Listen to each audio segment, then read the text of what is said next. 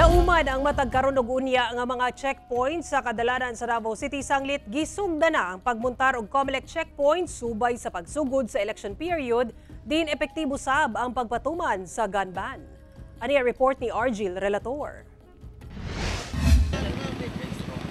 Usa-usa ang ginapailawom sa visual inspection sa Davao Police ang mga sakyanang nagaagi sa mga gimuntar nga COMELEC checkpoint sama sa San Pedro Street sa Davao City. Kiniagig pagsugod sa election period Domingo sa buntag alang sa 2025 national and local elections.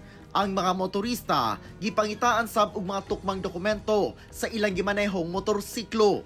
Dunga ni ana, nagpahigayon sab og simultaneous kick-off ceremony for the establishment of COMELEC checkpoint sa Davao City Police Office Headquarters. Unang higayon matud pa kini nga buntag na gipahigayon ang kick-off sa COMELEC checkpoint. Dili sama sa naandang alas 12 sa kadlawon, subay matud pa sa gipagulang kamanduan sa Committee on Gun Ban and Security Concerns. Present sa seremonya ang mga tag-as nga opisyal sa Police Regional Office 11, Davao City Police Office, Task Force Davao, Coast Guard Station Davao, og COMELEC Davao, og COMELEC Regional Office 11, aron muhatag og guidance sa tropa sa security cluster. Let us remember that the ban on the carrying and or transporting of guns and other deadly weapons is not just a regulation. It is a symbol of our dedication to safeguarding the lives of our citizens and protecting the integrity of the electoral process. Personal sab na nag-ocular inspection ang mga opisyal ngadto sa mga COMELEC checkpoint sa tulo ka distrito sa syudad.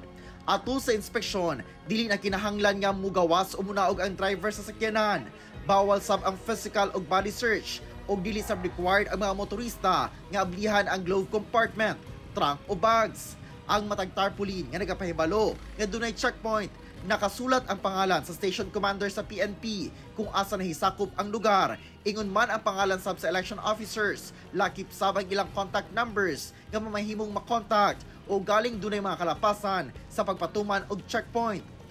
Luyo nga walay lugar sa Davao Region nga gipailawom sa election hotspot areas.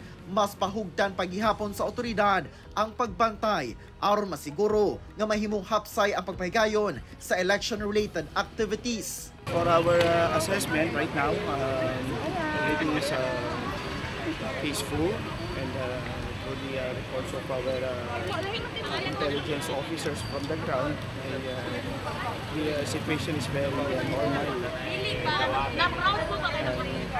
We are still deploying our personnel for this election, and we will not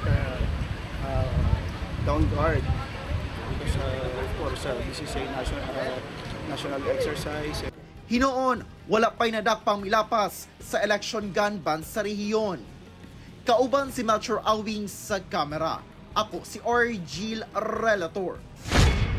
1. Mindanao.